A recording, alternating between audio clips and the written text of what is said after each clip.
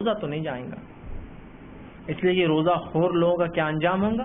آئیے رسول اللہ صلی اللہ علیہ وسلم کی زبانی سنیے. آپ صلی اللہ علیہ وسلم فرماتے ہیں اور کہتے ہیں، حدیث جو ہے یہ ابن حبان کی روایت ہے.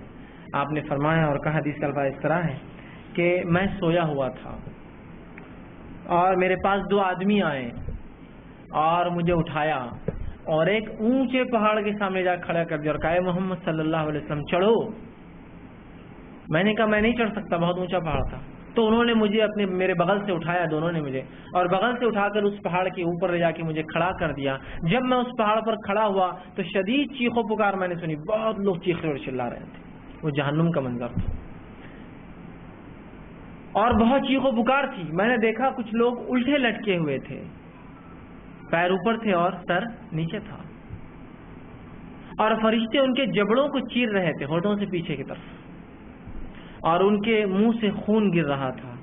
میں نے کہا یہ کون لوگ ہیں جن کو یہ سزا دی جا رہی ہے؟ تو کہا محمد صلی اللہ علیہ وسلم، یہ آپ کی امت کے وہ لوگ ہیں جو روزہ نہیں رکھتے تھے اور کھاتے تھے، افطار کرتے تھے، مطلب کھانا کھاتے تھے لیکن روزہ نہیں رکھتے تھے، اس لیے ان کے ساتھ یہ سلوک کیا جا رہا ہے. اندازہ لگائیے.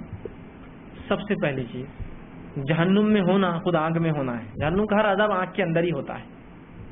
جہنم میں ہونا آگ میں ہونا ہے. آگ کی تکلیف وہ اندازہ لگائیے. دوسرا، الٹے لٹکنے کی تکلیف کیا ہوتی ہے؟ کبھی کسی نے محسوس کیا ہو تو اسے ہی پتا ہوگا.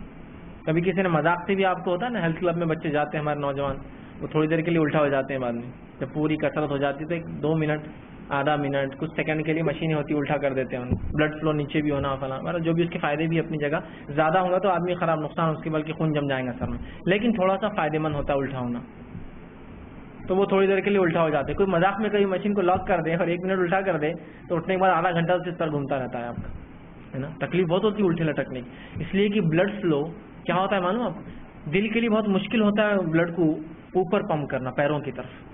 تو وہ کیا کرتا ہے، کمزور پڑ جاتا ہے اور پورے خون کو نیچے کی طرف چھوڑ دیتا ہے، لا کے پورا جسم کے نیچے، اس لیے لال ہو جاتا ہے آدمی اس سے. اب اندازہ لگائی الٹے لٹکنے کی تکلیف جہنم کی تکلیف.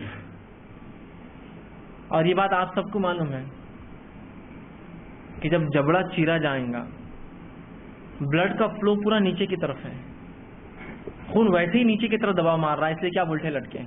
اور اس پر کوئی آپ کا جبڑا چیر دے تو کیا رفتار سے خون باہر نکلیں گا، اندازہ لگا سکتے ہیں آپ؟ اور جب خون جسم سے نکلے گا تو کیا شدید تکلیفیں نسیں دیں گی. جب اس میں خون کم ہوگا تو پوری وینس کھینچنا شروع ہو جائیں گی.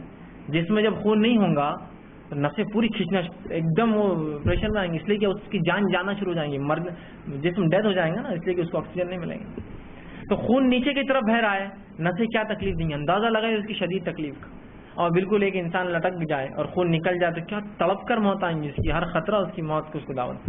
لیکن اس کے بعد پھر موت نہیں ہے، پھر لٹکے ہوئے رہیں گے، پھر جبڑے چیرے جائیں گے، پھر خون نکلیں گا، پھر مریں گے، پھر لٹکے ہوئے رہیں گے، پھر جبڑا چیرا جائے گا، پھر خون نکلیں گا. اندازہ نہیں، بہت سخت سزا ہے.